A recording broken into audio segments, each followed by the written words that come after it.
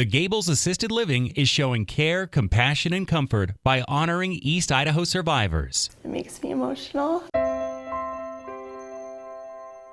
It's been 7 years, but for Kaydi and Garrett Jones, it's still hard to talk about. We weren't prepared. The young couple was excited at their 20-week ultrasound appointment. They were about to find out if they were having a boy or a girl when suddenly their world came crashing down. It was terrifying, but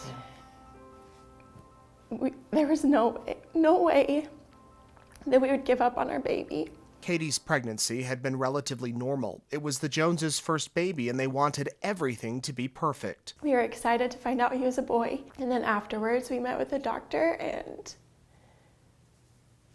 that's when we first heard about congenital diaphragmatic hernia. Congenital diaphragmatic hernia. Scary words, and a condition the Jones had never heard of.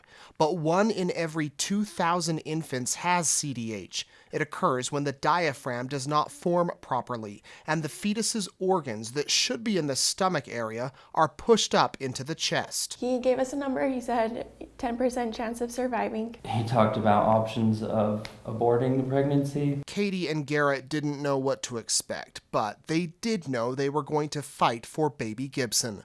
They learned their child would be okay as long as he was inside Kaydi's womb, but the second he was born, anything could happen. I kind of researched, how much it would be to have to do a funeral. It felt like I needed to prepare for both sides of it. A month before Gibson's due date, the Joneses moved from Pocatello to Salt Lake City so their baby could be delivered at the University of Utah. And then on March 30th, 2011, Kaydi was induced, and 23 hours later, at 6:30 p.m., surrounded by a team of surgeons, Gibson entered the world. We didn't know if he would be able to make a sound, and we didn't know if he would have any lung tissue to be able to. He took a breath. The phrase, "your first breath took our breath away," literally was that moment for us. Kaydi and Garrett didn't even see their baby before he was rushed to the NICU, then transported by a special team next door to Primary Children's Hospital.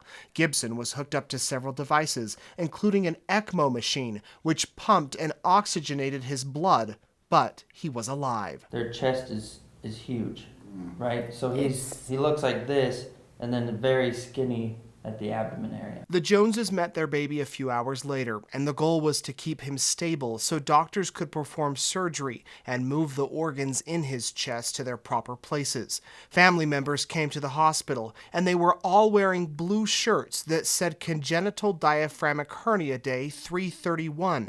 That's when Kaydi and Garrett realized Gibson was born on the day that his defect is nationally recognized. 4 days went by and things were going well, but then in the middle of the night, a devastating phone call. He was maxed out on the ventilator, maxed out on medications. They called and said, "Gibson is crashing.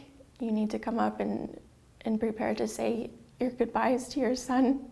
The Joneses went to the hospital and saw their newborn son dying. They prayed and then asked the doctor on call, whom they had never met, to try and perform the surgery that could save their baby. All medical procedures say don't do the surgery.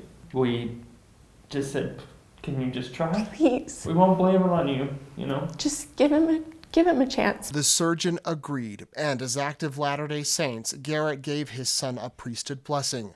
The operation began, and after several hours, doctors arrived with good news. Gibson had done fine, and things were looking positive.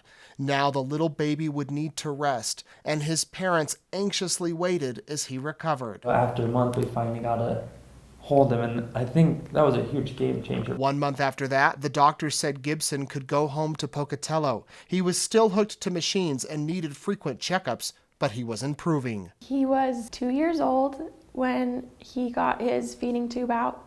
He was still on oxygen, not 24 hours a day, but sleeping. So this is Gibson. Over the years, things have only gotten better, and now, as Gibson celebrates his 7th birthday on March 31st, CDH Awareness Day, you'd never know this little guy survived the unthinkable and continues to thrive. Rides bikes, plays soccer. He's a very bright, smart kid. No learning disabilities, no physical disabilities. We didn't know if he'd survive the pregnancy. We didn't know if he'd survive the birth. We didn't know if he would survive ECMO. We didn't know if he would survive the surgery. And he did. He was a miracle. Yeah. Nate Eaton, EastIdahoNews.com.